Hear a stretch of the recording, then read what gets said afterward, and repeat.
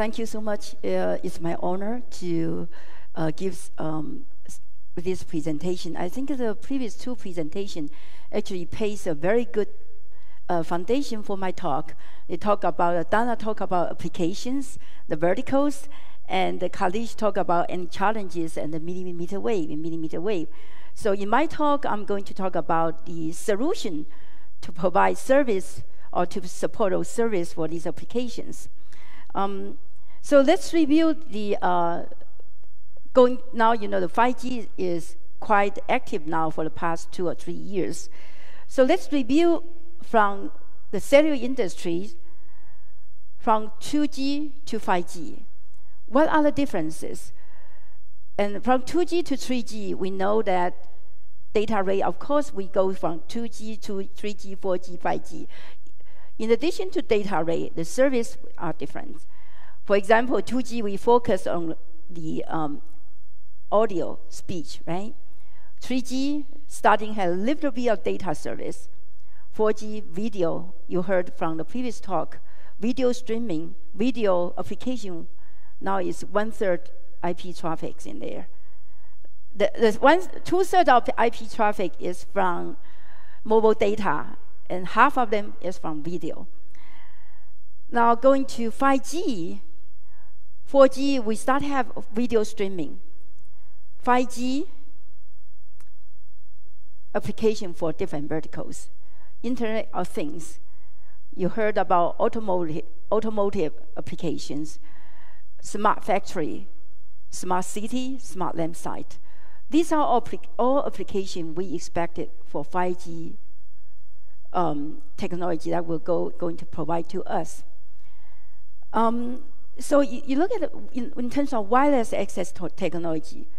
What is the major difference between 2G and 3G, 3G and 4G, and 4G to 5G? Anyone can give me an answer? From 2G to 3G, we go from TDMA to WCDMA for the code division multiple access. A key very important technology is closed loop power control. 3G to 4G, MIMO, from my personal opinion. So 4G to 5G, I think the answer is over there. Beamforming, massive MIMO. Okay, beamforming and massive MIMO. That's the access technology that's very important part of it. So that's from the technology, wireless access technology point of view. And from the network, you see from 2G to 3G, SSS7 to the packet data, IMS system, from the core network point of view. And from 3G to 4G, 4G we have all IP core network. 4G to 5G, what's the major difference? We know network function virtualization, cloudification, software-defined network. These all play very important role to provide end-to-end network solution for 5G service, for the 5G system to provide service to different vertical applications. Now, these are from the infrastructure point of view. So from device point of view, I just want to give a summary of what have you seen. Now you have a smartphone, right? Smartphone actually multiple camera, front and back cameras. For 3G, you only have front camera. For 4G, you have front and back, so it's multiple camera. We also have multiple antenna because MIMO, right? From 3G to 4G is multiple antenna. Of course, in 3G side, era, we have 2 antenna, but now in the 4G, we can have 4 to 8 antenna in the handset. From the CPU point of view, 2G just audio or video application. So the CPU and DSP is very simple CPU, 1 or 2 CPU can do the job. DSP, 1 DSP running, both of them running at very low clock speed, 156 megahertz clock speed. You go into 3 to 4G, we have multiple CE, vector DSP. These are all the technology we have to put in. And the ISP for graphic or image processing. Wi-Fi, Bluetooth, USB, you name it. 4G Advanced Pro, more antennas in there. Multiple camera, I mentioned of a GPU. You heard about that, right? In the previous talk. AI meets mobile. Of course, in the 5G era, it will have more applications in AI. So the GPU start coming into play. You see some of devices now in the market, or going to be in the market, has the AI functionalities. 5G, and the underlayer is the process technology. You see a different process technologies, more challenging because you have to integrate so many components in the devices. So the power consumption become a critical point in there. So that's why we have to go to a lower and lower processing node there. Can I use this pointer? I think it doesn't point it to. I'm sorry. So 5G is different verticals. So what about device? Different verticals is, you see the automotive, you see application in smart city, you see application in smart manufacturing. Can one device fit all? Personally, I don't think so. You have to make your device or chipset flexible, so that in some cases, for example, in some cases, you don't need to activate some functions. So device part need to be flexible enough, same as infrastructure side. So today I'm going to talk about the end-to-end solution to provide end-to-end solution to provide service for different vertical applications. Well, I don't have to repeat this one because the previous two presentations already talk about the vertical applications.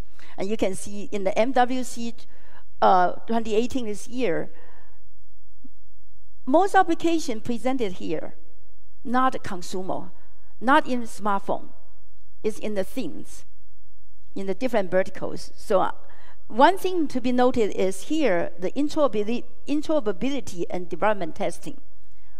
This is never in the past, in the previous few generations, we never do this. But this is the first time the industry talking about 5G IoT, because device is too hard to make it. Okay, so if you go to there, you see the Huawei mentioned about they have IoT a test with 5G and solution, even in 3.5 gigahertz. I think it's in millimeter wave, it's more challenging to come. Even though you guys talk about millimeter wave, but you do see millimeter wave can be in 21, 22 in the commercialization schedule. I think the first wave will be 3.5. Of course, you see some application. I mean, in US, Verizon and AT&T claim they have the millimeter wave commercialization will be going to launch. But these are based on fixed wireless application. I think a fixed wireless compared to a handset part will be simpler, okay? Because in the blockage issue mentioned, or the human being, the blockage, your body movement, it won't be an issue in the fixed wireless. As long as you beamforming and you do a pre-deployment measurement, where define that, you do a well planning for that, then that will be lesser problems in there. Okay. Now let's go. I'll skip the standard timeline because Kalish gave a very good overview of this. Now, spectrum, 5G, you know, once you go to a license band, spectrum will be a very important one to have, right? So where are the spectrums? Luckily, worldwide, we have some consensus in terms of sub-6 gigahertz. So I think in a sub-6 gigahertz spectrum will be 3.2, 3.3 to 4 point something. 4.3 will be the first wave of the sub-6 gigahertz system. Now, in terms of millimeter wave, we know there's a 28 gigahertz and 38 gigahertz, or 39 gigahertz. In Taiwan, in Ichi, we have been working on 39 gigahertz. In the meantime, we'll cover 28 gigahertz as well. Later on, I think Wen Jiang from the Ichi will give a more detailed talk about the millimeter wave work we have done in our project. So this is millimeter wave. In US, it's 28 gigahertz. You see, gonna be used for fixed wireless services. So Taiwan, what's the policy from Taiwan government? So this is, we have five different, we have 5 bills here. Of course, the first is 800 megahertz, the vertical for the AMI, for the disaster recovery part, is we have allocated 800, planned the 800 megahertz system for it. 3.3 to 4.5, 4.4 is for 4G, 5G MOVX, and actually they also make these experimental spectrum application more much more easier in the experimental license application. So we actually have some trial based on 3.5, based on 3.3 to 3.6 or 3.7 gigahertz spectrum. We heard from industry for 5G, the minimum spectrum should be between 50 to 100 megahertz. I think this is a general consensus because 5G, you will need more spectrum for the eMBB service. 5G has 3 services, right? eMBB, UILC, and massive MTC. So for eMBB, we expect more spectrum should be needed. Otherwise, you don't qualify for the eMBB service because eMBB means mobile broadband, right? And you're gonna looking at more than 2 gigabits per second data rate. For vertical application, I don't think it's necessary. Unless, for, of course, if you go to automobile case, if you need to have camera or any video processing, the bandwidth requirement may be more, okay? But for some kind of a low control, or in a smart factory, some of the control services, then perhaps 40 to 60 megahertz will be good enough. So these are some of the policies in Taiwan in terms of 5G spectrum allocation. So in our view, as I mentioned, our in 5G program in Taiwan is actually focused on end-to-end solution for enterprise network. We choose the end-to-end solution is because for the operator part, it's harder to get in. And this is also for us to demonstrate our end-to-end solution. In the end of the project, we would like to see this system can be deployed in different verticals. So we focus on end-to-end enterprise solution here. So end-to-end enterprise system, there's 3 major components, in my opinion. One is the communication infrastructure. Okay, so this communication infrastructure has to be scalable and flexible. As I mentioned, different applications have diverse QoS requirements. So when you adopt this system in different venues, then you need to be flexible enough to deploy different functions. The different function can be deployed in a different vertical solution, different vertical markets. The second one is, so we needed, the hardware platform need to be, this is a 5G project I'm talking about it. So the hardware platform need to be commercializable. Because in the past, the research or R&D work done by government-funded project is more like a POC in terms of pre-commercializable. So this time we make sure that the solution we found we are looking at first have to have a hardware platform that's commercializationable. The second is virtualization platform. We want to leverage the open source code as much as possible. So for ourselves, we developed communication software, okay, for this system. And the next thing is, Donna talked about digital transformation. I think that to provide service for different vertical, domain-specific digital transformation is very important. So you need to collaborate with different domain expertise, because the domain knowledge, they have it. For example, in smart manufacturing, if you want to do design automotive brake, how to do the maintenance for the brake, then you need to have a digital transformation of that brake, so that technician, when you go to repair that particular parts, it knows the specific procedure to go with. Okay, you can wear AR goggles, mixed reality goggle, followed by the menu that's being digital transformed. So you can look at the menu via your AR goggles. In the meantime, overlay that information when you're doing a real practice or real repairments. So I think a digital transformation is quite important in there. The other thing is the application interface between communication infrastructure and different application servers, because the different verticals, it has a different application servers.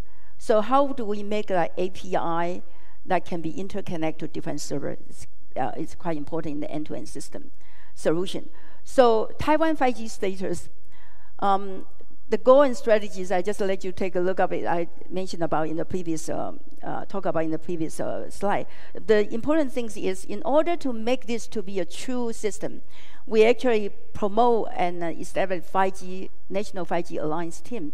The first team has been formed in January, like Zhonghua Telecom pilot team. So this one, will have an end-to-end 5G pre-commercial system trial in 2020.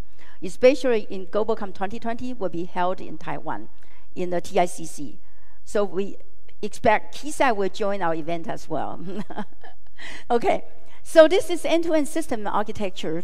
So this end-to-end system, you know, on the right here is 5G. You can see is there's the cloud here.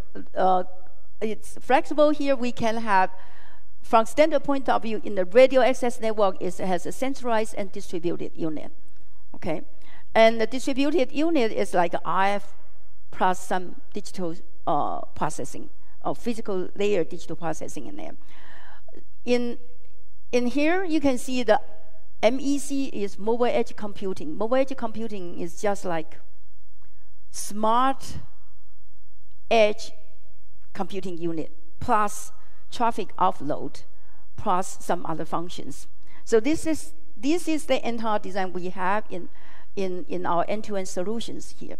Then an end-to-end solution can be deployed to different verticals. How do we do that? Is the communication protocols, we have done it ourselves. We make it into microservices.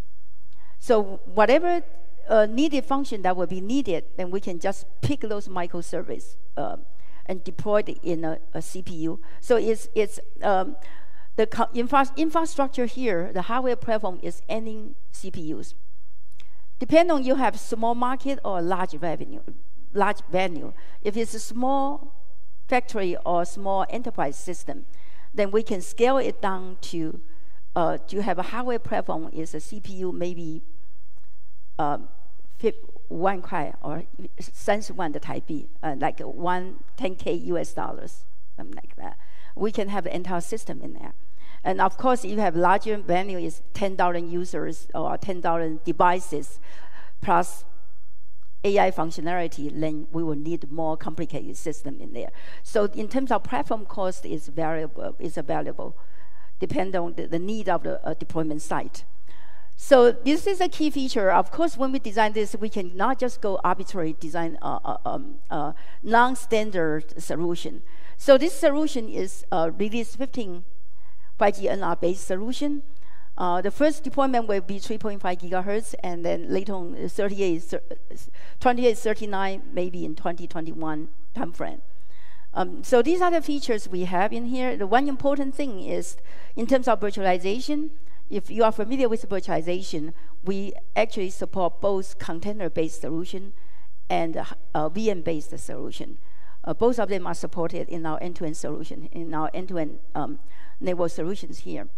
In terms of 5G program key milestone, here you can see it's quite challenging. We know from the previous presentation, 2020 will be commercialization. Actually, Tokyo Olympic game will be milestone for industry.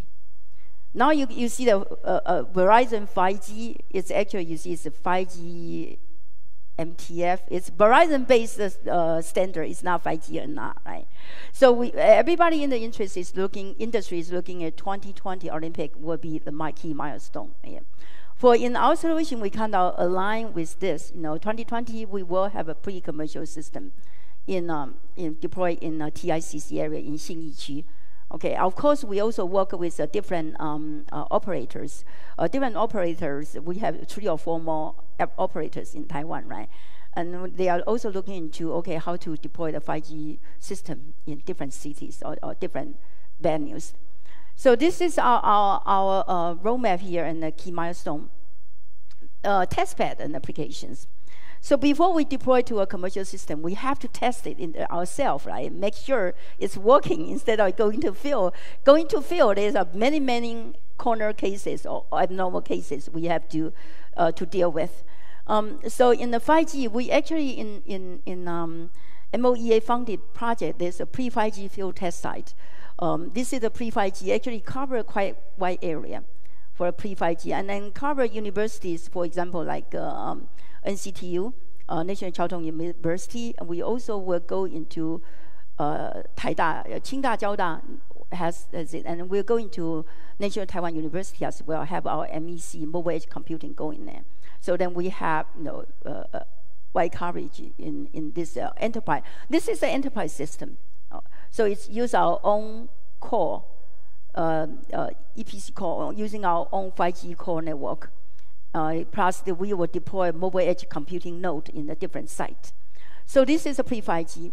And the end-to-end system solutions, currently we actually have 2 solutions looking at the support AR/VR in the stadium or big stadium or concert hall. The other one is factory. We have one IoT factory. We have one is ongoing. Try to deploy our enterprise system into these 2 factory. So you can see a different node. There's a edge computing node, and the backhaul, the core network is designed by ourselves. It's based on cloudification. 5G testbed in E3. We also have different buildings. We put the different nodes in there. In E3, we can test a few things in there. It's AR/VR's end-to-end solution testing, and we actually have vendor come in to try our system there. The other thing is also we also have a connected car and tele-drone. It's only within the campus, okay? We don't dare to drive the car outside the campus because the liability issues, right? And the drone as well. Actually, drone, we have done an experiment. I will show you another slides about the drone. So these are the 5G testbed we have in E3. Here is the teleoperated drone. This is a 4G, because at this point, the bandwidth requirement, what we did is we put a 4G dongle in the drone. Okay, so the drone there also have a camera unit, so you can capture the image. What it does is do a site inspection. So this is, if you recognize this is Gaotie, high-speed train, right? And then this bridge is actually, this is an amazing statistic. Taiwan HSR total length is about 380 something kilometers. But out of 384 kilometers, around 250 kilometers is bridge.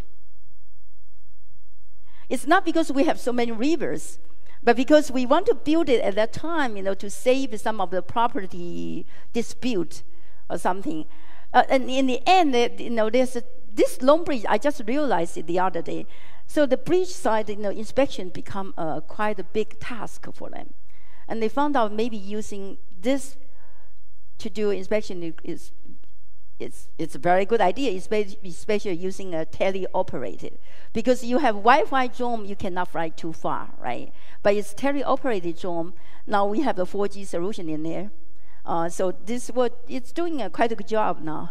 So this is a teleoperated drone. The other one is a pre-commercial field trial. Here is actually, I don't know if people recognize this site or not. This is a Taiwan Pop Music Center. Taipei 流行音乐厅. It's going to be open to public by the end of this year. It's in Langang. It's close by Langang subway stations there. So we are ambitious, with Songhua Telecom. We're gonna go in there to deploy a pre-commercial 5G system in there. Okay, so this is another goal we have.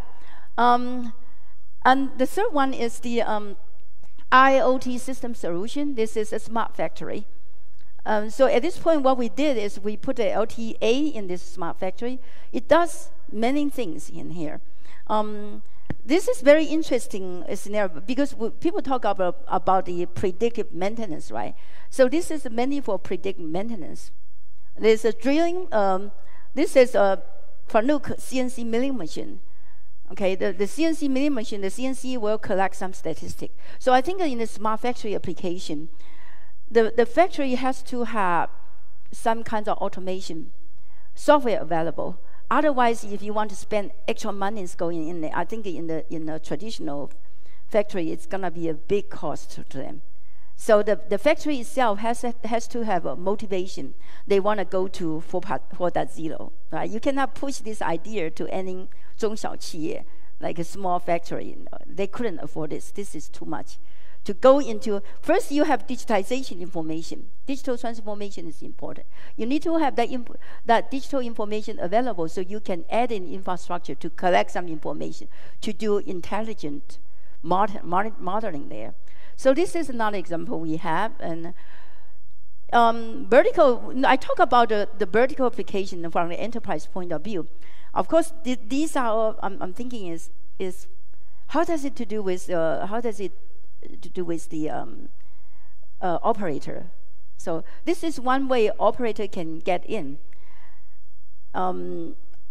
Operator can become a MVNO and then rent it to a different vendor, to different applications need, right? So this is, I see it from the operator, how can the operator involve?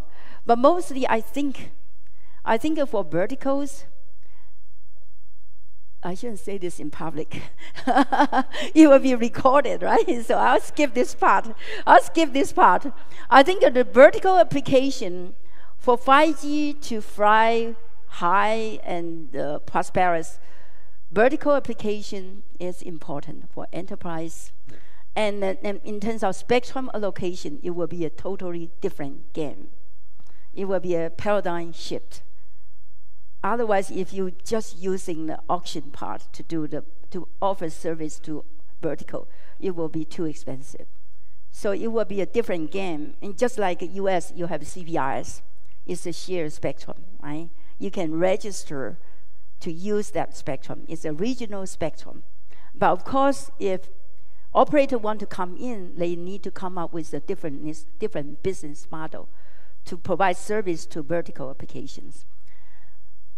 This is other activities. We also have a collaboration with EU Taiwan. That's phase 2. We're going to phase 3.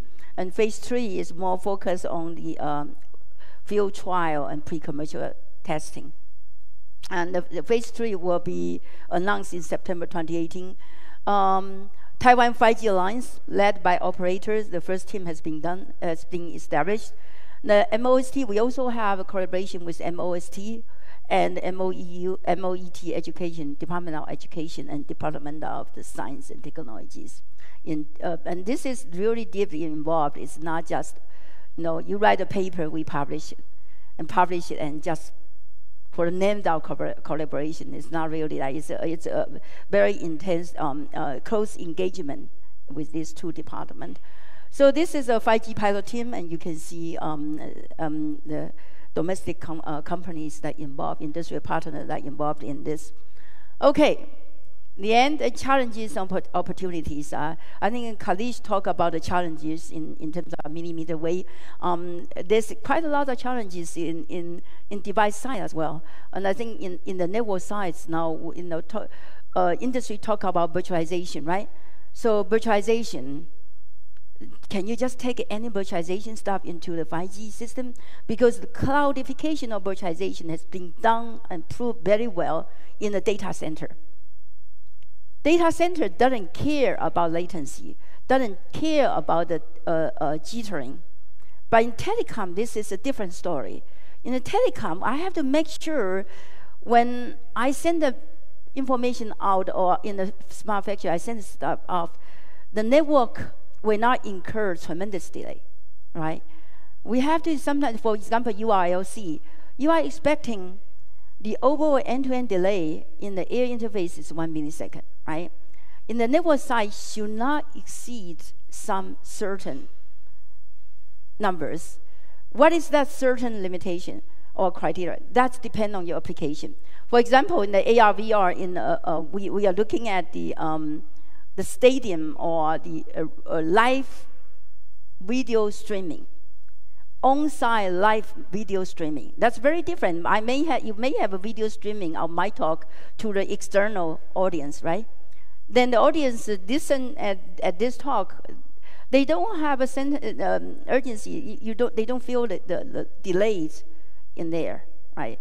But in the live real-time streamings here, what you see and what you hear has to be almost synchronized, right?